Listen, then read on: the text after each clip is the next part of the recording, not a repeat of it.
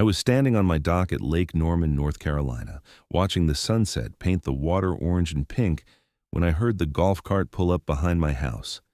The electric whir was followed by the sound of heels clicking on my driveway, and I knew immediately that my peaceful evening was about to end. I had lived in waterside estates for 3 years, and I had learned to recognize the particular cadence of trouble approaching. "Richard Quinn!" The voice was shrill enough to scatter the ducks near the shoreline. "Step away from that structure immediately." I turned to see Brenda Wilkinson marching down my lawn toward the water, waving a manila folder above her head like it was a weapon. Brenda was the HOA compliance officer, a title she had apparently given herself since it did not exist in our actual HOA bylaws. She was 52 years old with an asymmetrical blonde bob that she got touched up every 2 weeks at the salon in Cornelius, and she wore her authority like a crown she believed everyone should bow to. "Evening, Brenda," I said, keeping my tone neutral. "What can I do for you?" "You can start by acknowledging that this dock is no longer your property." She thrust the folder toward me, her French-tipped nails catching the dying light. "As of today, this structure has been seized by the Waterside Estates Homeowners Association due to multiple violations of community standards and failure to comply with architectural guidelines." I stared at her, then at the folder, then back at her. "I'm sorry, what?" "Do not play dumb with me, Richard. You have been warned repeatedly about this eyesore." She gestured at my dock with obvious disdain.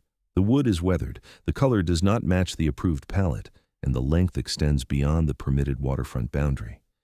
The board voted unanimously 2 weeks ago to seize and demolish this structure. You have 72 hours to remove any personal items, after which the HOA will take possession." I took the folder from her hands and opened it. Inside was a document titled Board Resolution 2026-47, Seizure and Removal of Non-Compliant Structure at 482 Lakeshore Drive.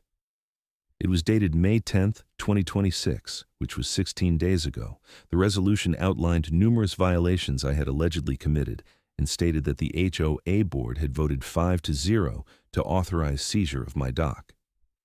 At the bottom were 5 signatures: President Marcus Thompson, Vice President Linda Chen, Treasurer Robert Hayes, Secretary Patricia Morrison, and Member-at-Large Stephen Burke. "This is insane," I said, looking up at Brenda. "Marcus lives next door to me. He has never said a word about my dock being a problem. We had beers on this very dock 2 weeks ago." "Perhaps he was too polite to mention it to your face," Brenda said, her lips pressed into a thin line of satisfaction. "But the board's decision is final. The dock will be removed starting Monday morning. I suggest you cooperate, or we will add the demolition costs to your HOA account and place a lien on your property if you fail to pay." She turned on her heel and marched back up my lawn, leaving me standing there with the folder in my hands and a knot of confusion and anger tightening in my chest. The dock had been here when I bought the house. The previous owner had built it in 2018 with full HOA approval. I had the documentation in my files. The wood was naturally weathered cedar, which was exactly what the architectural guidelines specified for waterfront structures, and the length was well within the permitted 30 feet from the shoreline. I walked up to my house, pulled out my phone, and dialed Marcus Thompson. He answered on the 3rd ring. "Hey, Richard, what's up?" "Marcus, did you sign a board resolution authorizing the HOA to seize my dock?" There was a pause. "What?" "No, what are you talking about?" "Brenda just came by and gave me this document saying the board voted unanimously to take my dock because of violations. It has your signature on it." "That's impossible. We have not had a board meeting in over a month. Our next one is not until June 3rd. Can you send me a picture of this document?" I took several photos of the resolution and texted them to Marcus. I heard him opening the images through the phone. "This is fake," he said immediately. "That's not my signature. It looks similar, but I did not sign this. And look at the date. May 10th? I was in Atlanta for work that entire week. There's no way I could have attended a board meeting." "So what do? Do not let anyone touch your dock. I'm going to call the other board members right now and find out what the hell's going on. I will be over in 20 minutes. Marcus showed up 18 minutes later, his face flushed with anger. He was a tall black man in his early 50s who worked as an executive at a tech company in Charlotte. He had been president of the Waterside Estates HOA for 4 years, and he took the position seriously, but without the petty tyranny that some HOA board members seem to relish. "I talked to everyone," Marcus said as he stepped into my living room. "Linda, Robert, Patricia, Stephen. None of them signed this resolution. None of them even knew it existed. We have not discussed your dock at any meeting, ever." "So Brenda forged this?" "It looks that way. I compared the signatures to actual board documents I have on file. They are all close but not exact. Whoever did this had access to examples of our signatures and tried to copy them." "Why would Brenda do this?" Marcus rubbed his jaw. "She has been pushing for months to expand her authority. She keeps coming to board meetings with lists of violations and demanding we give her the power to issue fines and enforce compliance without board approval. We keep telling her no, that everything has to go through the proper channels. She has been increasingly frustrated." "So she just decided to forge a board resolution and seize my property?" "Apparently, but here's the thing, Richard. This is not just an HOA dispute anymore. This is fraud, forgery, possibly even attempted theft. We need to handle this carefully." I showed Marcus the full folder Brenda had given me. Inside was not just the resolution, but also a detailed list of supposed violations, a timeline of warnings I had allegedly received, and a contract with a demolition company called Lakeside Property Services, scheduled to begin work on my dock at 8 in the morning on Monday, May 29th. "She is really committed to this," Marcus said, flipping through the pages. "Look, she even created fake copies of warning letters supposedly sent to you over the past 6 months." I checked my files and confirmed I had never received any of these letters. Marcus took photos of everything with his phone. "Okay, here is what we are going to do," Marcus said. "Tomorrow morning, I am calling an emergency board meeting. We will create a formal resolution stating that the seizure document is fraudulent and that the HOA has no claim to your dock. I will also draft a cease and desist letter to this demolition company. And then we are going to confront Brenda." "Should we call the police?" "Let's get the board meeting done first and give her a chance to explain herself. If she admits to the forgery and backs down, maybe we can handle this internally. But if she doubles down, or if there is any indication this is part of a larger pattern, then yes, we involve law enforcement." That night, I barely slept. I kept looking out my window at the dock, half expecting to see Brenda out there with a sledgehammer. The whole situation felt surreal. I had dealt with annoying HOA requests before, the usual stuff about garbage can placement and lawn maintenance, but nothing like this. The idea that someone could just forge documents and try to steal part of my property was terrifying. Saturday morning arrived cool and bright. Marcus sent out an emergency meeting notice to all board members at 7 in the morning, calling for a meeting at 10 at the community clubhouse. He also sent a formal email to Brenda, informing her that her actions were being investigated and that she was to cease all compliance activities pending a board review.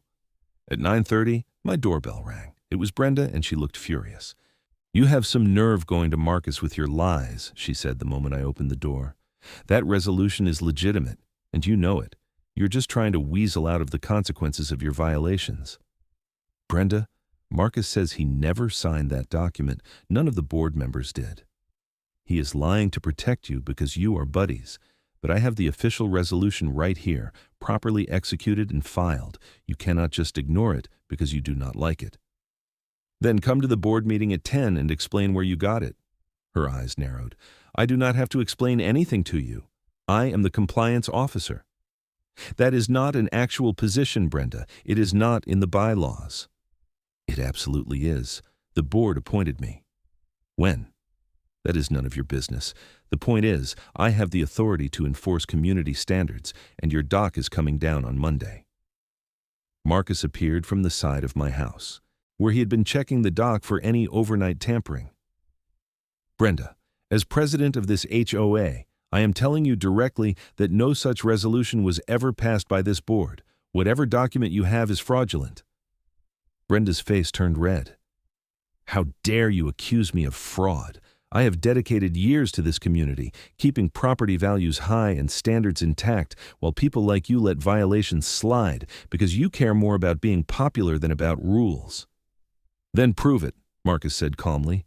"Come to the board meeting, show us your documentation, explain the process. If everything is legitimate, You have nothing to worry about." Brenda looked between us, her jaw working. "Fine, I will be there.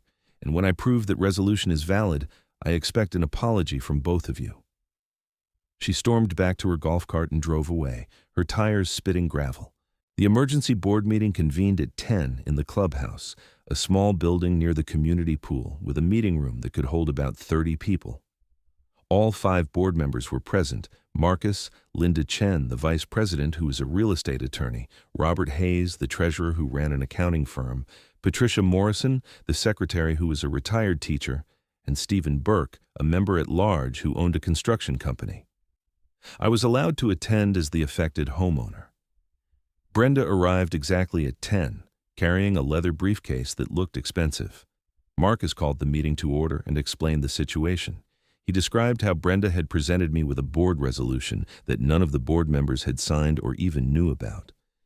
He passed around copies of the forged resolution and showed the board members where their signatures had been faked. Brenda listened with her arms crossed, her expression defiant. When Marcus finished, he turned to Brenda. "Okay, Brenda, you said you could prove this resolution is legitimate. Please explain where you got it and how it was executed." Brenda stood up and pulled a thick folder from her briefcase. "I received this resolution from the board secretary, Patricia, on May 11th. It was the official record of the May 10th board meeting, which was held at Patricia's house. I was not present for the meeting, but Patricia provided me with the signed resolution and instructed me to begin enforcement proceedings." All eyes turned to Patricia Morrison, a small woman in her late 60s with gray hair and a kind face. She looked genuinely shocked. "Brenda, I never gave you any such document," Patricia said, "and we did not have a board meeting on May 10th. I was visiting my daughter in Raleigh that entire week." "You are mistaken," Brenda said firmly. "You emailed me the document on May 11th at 2:15 in the afternoon." "Show us the email," Linda Chen said. Brenda pulled out her phone and scrolled through it. Then she frowned. "It appears I deleted it. I must have cleared out my inbox." "How convenient," Robert Hayes muttered. "But I can prove the meeting happened," Brenda continued. She pulled out another document. "Here are the official meeting minutes from May 10th, signed by Patricia." She handed the document to Marcus. He read it, then passed it to Patricia. "This is not my signature," Patricia said quietly. "And I did not write these minutes." Brenda's confidence seemed to waver for just a moment. "You are all ganging up on me because Richard complained. He has been violating community standards for months, and you have all been too afraid to do anything about it because he is friends with Marcus." "What violations?" I asked. "My dock was built with HOA approval in 2018.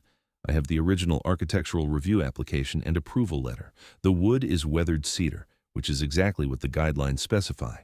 The length is 28 feet from the shoreline, well under the 30-foot maximum. What exactly am I violating?" Brenda opened her mouth, then closed it. "The dock is an eyesore."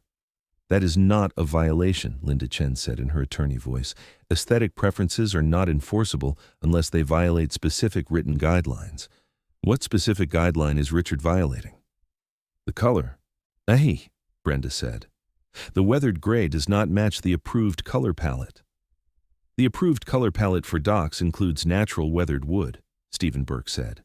"I know because I built 3 docks in this community, including Richard's neighbor's dock, which looks identical to his and has never been flagged for any violation." Brenda was starting to look cornered. "Fine, you want to ignore the violations and let this community go to hell. That is your choice. But I followed proper procedure based on the documentation I received." "From Patricia, who says she never gave you any documentation and who was not even in town during the alleged meeting," Marcus said. "Brenda, I think you need to be honest with us right now. Did you create these documents yourself?" "I absolutely did not." "Then who did?" "I told you, Patricia gave them to me." Patricia stood up, her face pale. "Brenda, I'm going to say this one more time. I did not give you any documents. I did not sign any resolution. I was in Raleigh visiting my daughter and her new baby. I have text messages, photos, and receipts that prove I was there. If you continue to claim I gave you these documents, I will have no choice but to consider legal action against you for defamation." The room went silent. Brenda looked around at the 5 board members, all of whom were staring at her with expressions ranging from disappointment to anger. "I want to see your phone," Linda Chen said. If Patricia emailed you these documents, they will still be in your email system even if you deleted them from your phone. Email providers keep records. You have no right to search my phone. Then we will subpoena your email records, Linda said. Brenda, you have put us in an impossible position. You have presented fraudulent documents, made false claims about board actions, and attempted to seize a homeowner's property under false pretenses. That is not just an HOA violation. That is potentially criminal fraud. Brenda grabbed her briefcase. I do not have to listen to these accusations. I have done nothing wrong. If you want to side with someone who flagrantly violates community standards, that is your business. But do not expect me to continue volunteering my time to keep this community functioning. She headed for the door, but Marcus stepped in front of her. Brenda, you need to provide the contact information for Lakeside Property Services right now so we can cancel the demolition scheduled for Monday morning. Cancel it yourself. I do not work for you. You are still a member of this HOA and subject to its rules. If you do not provide that information, we will have no choice but to contact law enforcement. Brenda's face twisted into something ugly. You would not dare. Try me, Marcus said quietly. For a long moment they stared at each other. Then Brenda pulled a business card from her briefcase and threw it on the table. There, now get out of my way. Marcus stepped aside and Brenda left, slamming the door behind her. The board sat in stunned silence for a moment. Then Linda Chen picked up the business card. I will call them right now and cancel the demolition. While Linda made the call, Marcus turned to me. Richard, I am so sorry you had to deal with this. The board will draft a formal resolution making it clear that your dock is in full compliance with all HOA guidelines and that no seizure or demolition is authorized. What about Brenda? I asked. We need to investigate further, Patricia said. If she forged all our signatures and created fake board documents, there could be other situations we do not know about. We need to audit all her compliance activities. I can help with that, Robert Hayes said. As treasurer, I have access to all HOA financial records. If she has been using forged documents to justify fines or other actions, there should be a paper trail. Linda hung up her phone. The demolition is canceled. I spoke to the owner of Lakeside Property Services. He said Brenda contacted him 3 weeks ago claiming to represent the HOA board and provided him with a copy of the resolution. He asked for proof of authorization, and she sent him a document with all the board signatures. He had no reason to doubt its authenticity. Did you tell him the document was forged? Marcus asked. I did. He was horrified. He is emailing me a copy of everything Brenda sent him. Over the next 2 hours, the board conducted an emergency audit of Brenda's activities. What they found was disturbing. Over the past 8 months, Brenda had issued 17 written violations to homeowners in the community, all citing board-approved enforcement actions. But when the board checked their records, none of those enforcement actions had ever been discussed or approved at any board meeting. Brenda had apparently been creating fake board resolutions and meeting minutes to justify her compliance crusade. Some of the violations were for minor issues like mailboxes being the wrong shade of black or house numbers being a 1/4 inch too large. But others were more serious. She had fined one homeowner $1,500 for installing solar panels without approval, even though that homeowner had received written approval from the board. She had threatened to foreclose on another homeowner for failing to repaint their shutters a specific shade of blue, a requirement that did not exist in any HOA document. This is fraud on a massive scale, Linda Chen said, looking pale as she reviewed the documents. She has been essentially running a fake HOA enforcement regime for months, issuing fines and threats based on authority she does not have and board actions that never happened. How many homeowners paid the fines she issued? Robert Hayes asked. According to our financial records, 11 homeowners paid fines totaling $8,200 over the past 8 months. Where did that money go? Robert pulled up the HOA bank account on his laptop. It is all deposited into the HOA operating account, so at least she was not stealing it. But these were fines for violations that were never properly authorized. We are going to have to refund all of it. Marcus rubbed his face. Okay, this is way beyond an internal HOA matter now. We need to contact the police. Brenda has committed fraud, forgery, and possibly extortion, and we need to notify all the homeowners she has targeted that they were victims of fraudulent enforcement actions. I will draft a letter to the community, Patricia offered. And I will contact a criminal attorney to make sure we handle this properly, Linda said. We need to protect the HOA from liability while also making sure Brenda faces consequences for what she has done. The meeting adjourned at 1 in the afternoon. I went home feeling a mix of relief and anger. My dock was safe, but the fact that Brenda had come so close to stealing it through pure fraud was terrifying. If I had not known Marcus personally, if I had not questioned the resolution immediately, I might have just accepted it and let her demolish my dock. Monday morning, I watched from my kitchen window as Marcus and Stephen Burke stood on my dock, taking measurements and photos for the official record.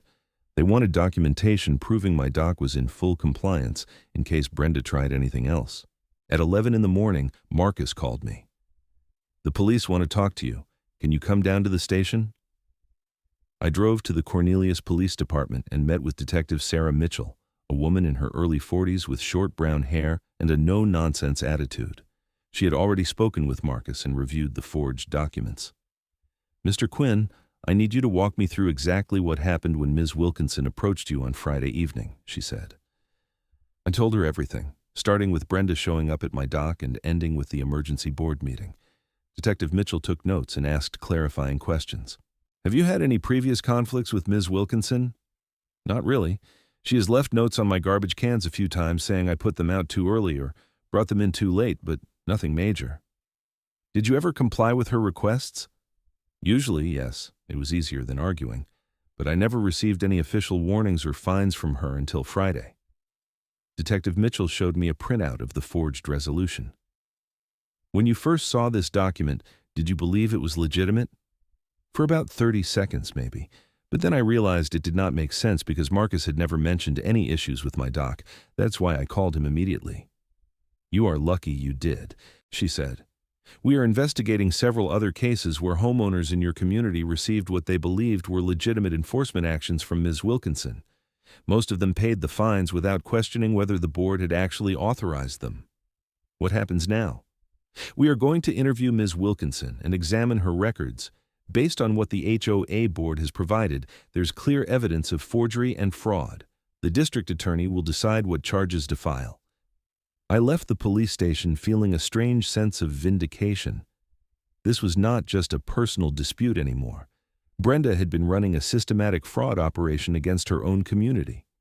Tuesday afternoon, I was working from home when I saw a police car pull up to Brenda's house, which was 4 doors down from mine on the same street. 2 officers got out and knocked on her door. Brenda answered, and I saw them talking for a few minutes before she stepped outside. They spoke for what looked like a tense conversation, and then Brenda went back inside. The officers left without arresting her. Marcus called me that evening. The police interviewed Brenda today. According to Detective Mitchell, Brenda denied everything. She claims the board members are lying to protect you and that all the documents she has are legitimate, even though none of the signatures match. She says the board members must have signed them and forgotten, or that someone else on the board forged them and is now trying to blame her. That is insane. I know, but she is sticking to her story. The detective said they are going to bring in a forensic document examiner to analyze the signatures and also subpoena Brenda's computer and phone records to see if they can find evidence that she created the forged documents. How long will that take? Could be weeks, but in the meantime, the board has officially suspended Brenda from any HOA activities and sent a letter to the entire community explaining that any enforcement action she has taken over the past year should be considered questionable, and that homeowners who paid fines based on her violations can request a review and possible refund. On Thursday, I received an email from Patricia Morrison with the official board resolution confirming that my dock was in full compliance with all HOA guidelines and that no seizure or demolition was authorized or approved. The resolution also included a formal apology for the distress caused by Brenda's fraudulent actions. I printed out the resolution and put it in a folder with all my other dock documentation, just in case. The following week was quiet. I saw Brenda a few times driving around the neighborhood in her golf cart, but she did not approach me. According to Marcus, she had stopped attending HOA events and board meetings. Then, on June 7th, everything escalated. I was at work in Charlotte when Marcus called me around 3 in the afternoon. "Richard, you need to come home right now. Brenda is at your dock with a sledgehammer. I told my boss there was an emergency and raced back to Lake Norman. The drive from uptown Charlotte to Cornelius normally took 30 minutes, but I made it in 22. When I pulled into my driveway, there were already 3 other cars there: Marcus's SUV, a Cornelius police cruiser, and Linda Chen's sedan. I ran around to the back of my house and saw Brenda standing on my dock with a sledgehammer in her hands. She had already smashed 2 of the deck boards, leaving splintered holes in the planking. A police officer was standing on the shore, talking to her in a calm but firm voice. "Ms. Wilkinson, I need you to put down the sledgehammer and come off the dock right now." "This structure is an illegal violation," Brenda shouted. "The HOA board authorized its removal, and I am executing that authorization." "Madam, the HOA board has informed us that no such authorization exists. You are currently destroying private property. If you do not put down the sledgehammer and come off the dock, I will have to arrest you." "You cannot arrest me for enforcing HOA rules." Marcus was standing next to Linda and me on the lawn. "She is completely snapped," he said quietly. Brenda raised the sledgehammer and swung it down on another deck board, smashing through the wood. The officer on the shore spoke into his radio, and within seconds, another police cruiser pulled up to my house. A second officer ran down to the dock. "Madam, this is your final warning," the first officer shouted. Brenda turned to face the officers, still holding the sledgehammer. "I have the authority of the board. I have the resolution right here." She pulled a folded piece of paper from her pocket and waved it in the air. The second officer stepped onto the dock, approaching Brenda carefully. "Madam, please put down the sledgehammer. We can look at your documentation, but you need to stop destroying property right now." For a moment, I thought Brenda might actually swing the sledgehammer at the officer.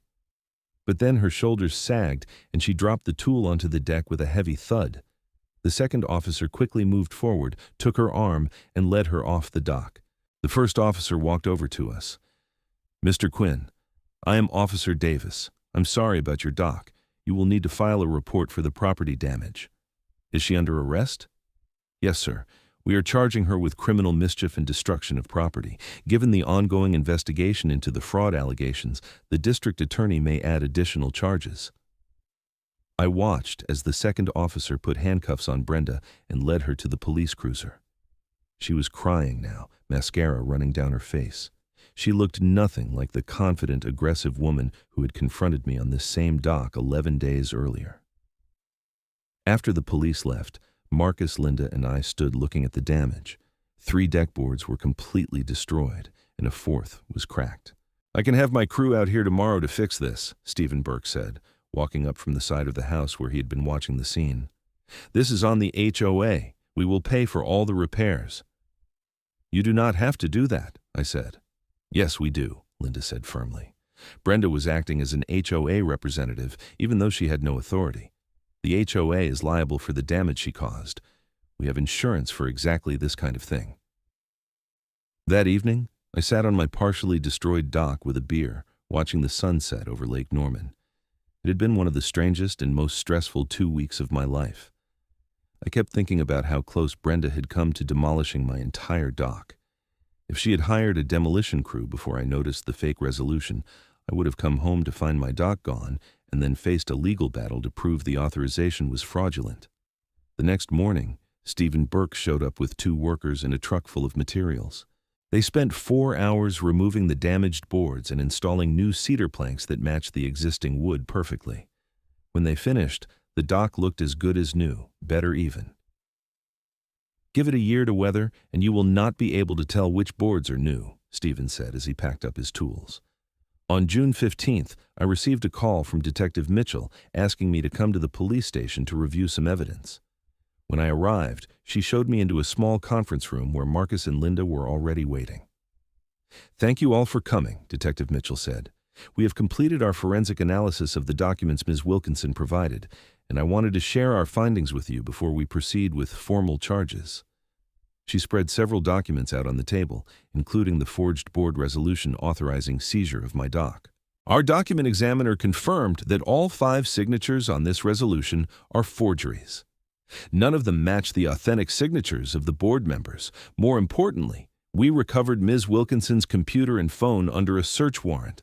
On her home computer, we found files containing scanned copies of legitimate board documents with your signatures. We also found draft versions of the forged resolution and several other fake board documents. So she definitely created them herself, Marcus said, without question. We also found detailed notes she kept about various homeowners in your community, listing what she considered violations and her plans for enforcement actions. In several cases, she wrote about how the board was too lenient and that she needed to take matters into her own hands to maintain community standards. How many fake documents did she create? Linda asked. At least 23 that we have identified so far. Some were board resolutions like the one Mr. Quinn received. Others were violation notices, demand letters, and fake meeting minutes. She created an entire shadow enforcement system. What charges is she facing? I asked. The district attorney is filing multiple counts of forgery, fraud, criminal mischief, and attempted theft. Given the scale of the fraud and the number of victims, she is looking at significant prison time if convicted. When is the trial? That depends on whether Ms. Wilkinson pleads guilty or goes to trial. Her attorney has reached out to discuss a possible plea agreement, so we may not see a trial at all. The next HOA board meeting was on July 1st, and every single homeowner in Waterside Estates showed up. The small clubhouse was packed, with people standing along the walls and sitting on the floor. Everyone wanted to know what had happened with Brenda and what the board was doing to prevent something like this from happening again. Marcus stood at the front of the room and spent 45 minutes explaining the situation, the board's response, and the ongoing criminal investigation. He also announced that the board was implementing new procedures to prevent fraud in the future, including requiring all board actions to be documented in official minutes signed by multiple members and making all board meeting minutes publicly available to homeowners within 5 days of each meeting. When he opened the floor for questions, hands shot up all over the room. A man I recognized from 3 streets over stood up. I paid Brenda an $800 fine 6 months ago for having the wrong color front door. Are you telling me that fine was fake? If the fine was issued by Brenda without a formal board vote, then yes, it was unauthorized, Marcus said. Please send me the documentation you received, and we will review it and issue a refund if appropriate. A woman near the front raised her hand. Brenda told me last year that I could not plant roses in my front yard because they were not on the approved plant list.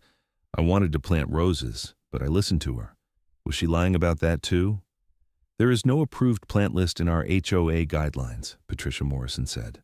Homeowners are free to plant any non-invasive species in their yards as long as the landscaping is maintained. More questions followed, each one revealing another way Brenda had used fake authority to control homeowners in the community. By the end of the meeting, the board had a list of 37 homeowners who believed they had been victims of Brenda's fraudulent enforcement actions. We are going to review every single case, Marcus promised. Anyone who paid a fine based on a fake violation will receive a full refund. Anyone who made changes to their property based on Brenda's demands can reverse those changes without penalty. We are also considering whether to pursue a civil lawsuit against Brenda to recover damages on behalf of the HOA. On July 20th, I received a letter from the Mecklenburg County District Attorney's Office informing me that Brenda Wilkinson had entered a guilty plea to 5 counts of forgery, 3 counts of fraud, and 1 count of criminal mischief. As part of the plea agreement, she had agreed to pay full restitution to all victims and serve 18 months in prison, followed by 3 years of probation. The letter included a victim impact statement form, which I filled out describing how Brenda's actions had caused me significant emotional distress and nearly resulted in the destruction of my property. The sentencing hearing was scheduled for August 10th. Marcus, Linda, and I attended, along with 6 other homeowners from Waterside Estates who had been victims of Brenda's fraud. Brenda looked small and diminished sitting at the defendant's table in an orange jumpsuit. Her blonde hair had grown out, showing gray roots, and she kept her eyes down during the entire proceeding. The prosecutor presented evidence of Brenda's systematic fraud, describing how she had created more than 24 fake board documents over a 10-month period and had used those documents to intimidate and extort homeowners. He argued that her actions were deliberate, calculated, and ongoing, and that she had shown no remorse until after her arrest. Brenda's attorney tried to paint her as a dedicated community volunteer who had become overzealous in her enforcement efforts and had made poor decisions under stress. He argued that she had not profited personally from the fraud and that all fines she collected had been deposited into the HOA account.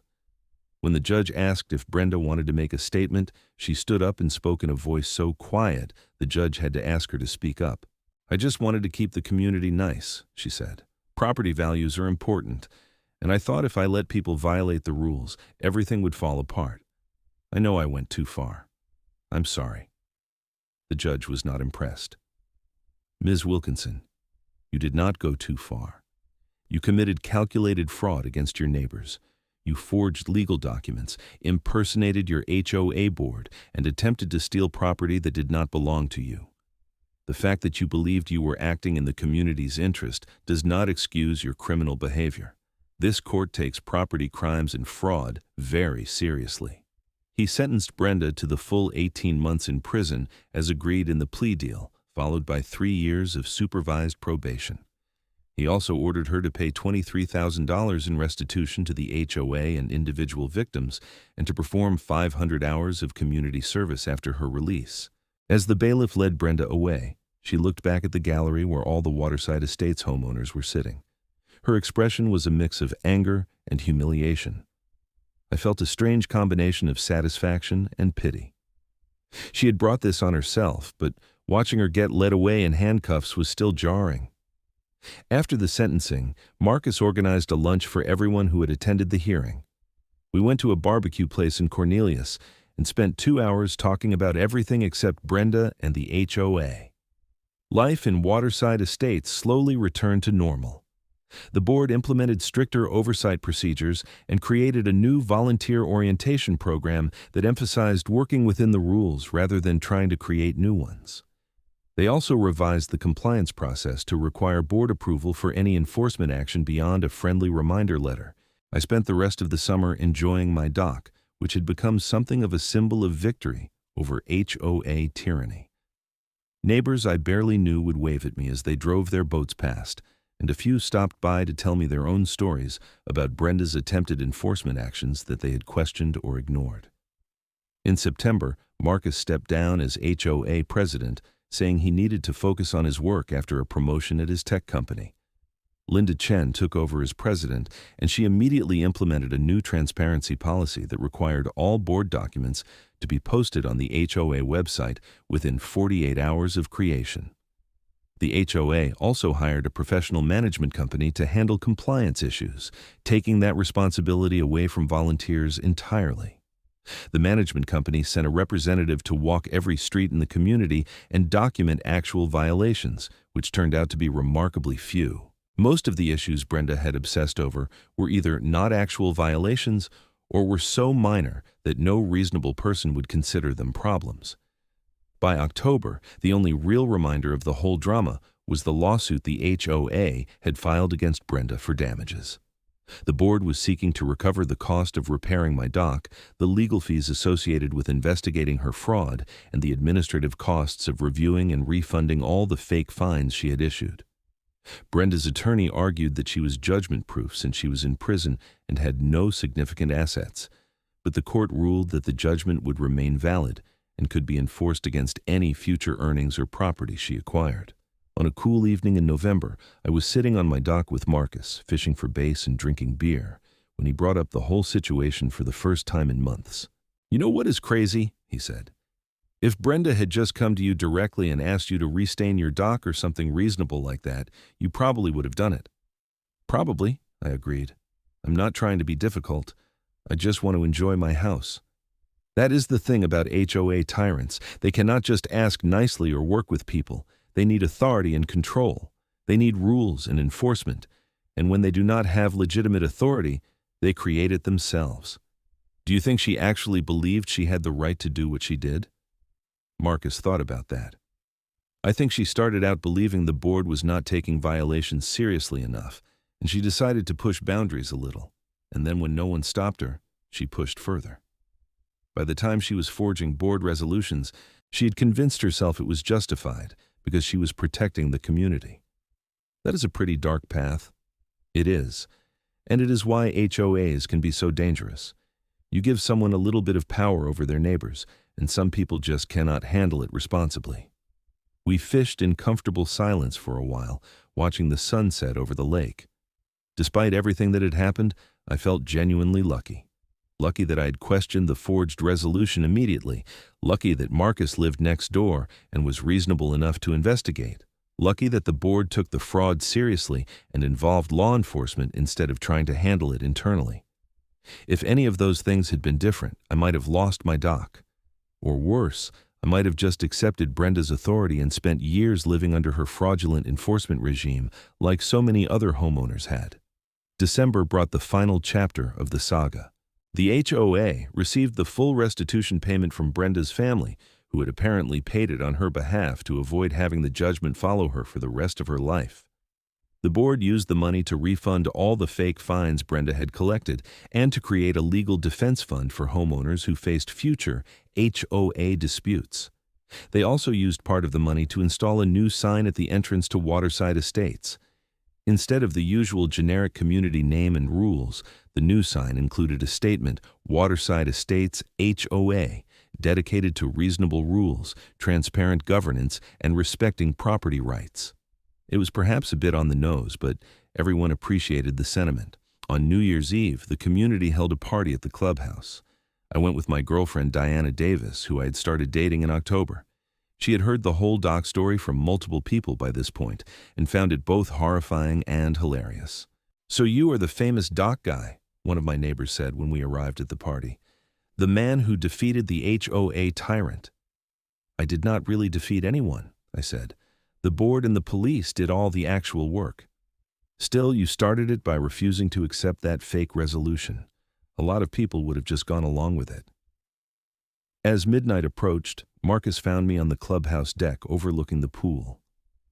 "I want to thank you again for pushing back on Brenda's fraud. If you had not called me immediately, she might have kept going for years. I was just protecting my dock. I know, but sometimes that is how things change. One person refuses to accept something that is wrong, and it opens everyone's eyes." At midnight, Diana kissed me, while fireworks launched from docks all around Lake Norman. Looking out at the water and the celebration, I thought about how different things could have been. Brenda could have destroyed my dock. The HOA board could have dismissed my complaints or tried to cover up the fraud. The police and prosecutor could have treated it as a civil matter and refused to get involved. But none of those things happened. Instead, the system worked the way it was supposed to. Fraud was exposed, justice was served, and the community was stronger for it. My dock stood solid and weathered in the moonlight, 30 feet of cedar planking extending into the water. It had been the spark that exposed a systematic fraud and led to the imprisonment of an HOA tyrant. Not a bad legacy for a simple wooden structure. As we drove home that night, Diana asked me if I ever worried about HOA issues anymore. "Not really," I said. "The new management company is reasonable, and the board has put good safeguards in place. Plus, everyone in the community is hyper-aware now of HOA overreach. I think we are going to be fine." "What about Brenda? When does she get out of prison?" "Another 6 months or so, but she is selling her house and moving to Virginia to live with her sister. We would not have to deal with her even if she tried to cause trouble again." "Good, because I really like your dock. I would hate to see anything happen to it." I smiled. "Me too." The next spring, I added Adirondack chairs and a small table to my dock, creating a perfect spot for morning coffee and evening sunsets. Neighbors would sometimes stop by in their kayaks or boats to chat, and my dock became an informal gathering spot for the community. Marcus and his wife had us over for dinner regularly, and we became close friends beyond the HOA drama. Linda Chen did an excellent job as HOA president, running efficient meetings and maintaining transparent communication with homeowners. The professional management company handled compliance issues fairly and by the book, never overstepping their authority. By summer, the entire Brenda incident had become a cautionary tale that new homeowners heard during their welcome orientation. The story served as a reminder of what could go wrong when HOA volunteers operated without proper oversight and accountability. I never saw Brenda again after the sentencing hearing. According to Marcus, she completed her prison sentence in March and moved to Virginia as planned. Her house sold quickly to a young family with 3 kids who immediately installed a bright yellow playset in the backyard, something Brenda definitely would have tried to ban if she had still been around. The irony was not lost on anyone. As for me, I continued to enjoy my home, my dock, and my community. The whole experience had taught me the importance of questioning authority, especially when that authority seems to contradict common sense or established rules. It had also shown me that most people, when confronted with clear evidence of wrongdoing, will do the right thing. The dock remained my favorite part of the property, a constant reminder that sometimes the smallest things are worth fighting for. Not because they are objectively important, but because they represent something larger, the right to enjoy your own property without being subjected to arbitrary and fraudulent enforcement actions from petty tyrants who confuse authority with legitimacy. On quiet evenings, I would sit on those cedar planks with a beer or a book, watching the sun paint the water gold and pink, and I would think about how close I came to losing this simple pleasure. Then I would remind myself that it was not really about the dock at all. It was about standing up to injustice, no matter how small the stakes might seem to others. Because if there is one thing I learned from the whole ordeal, it is this. The willingness to question authority, demand evidence, and refuse to accept suspicious claims at face value is what separates a healthy community from one ruled by fraud and intimidation. And now, thanks to one forged board resolution and a chain of events that exposed systematic fraud, Waterside Estates had become a model for how HOAs should operate, with transparency, accountability, and respect for property rights.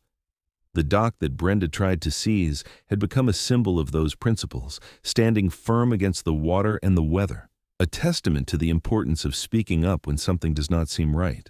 Every time I walked down to that dock, I felt grateful not just for the structure itself, but for what it represented. A victory for common sense, due process, and the rule of law over fraudulent authority and petty tyranny. And that made every sunset from those cedar planks taste a little bit sweeter.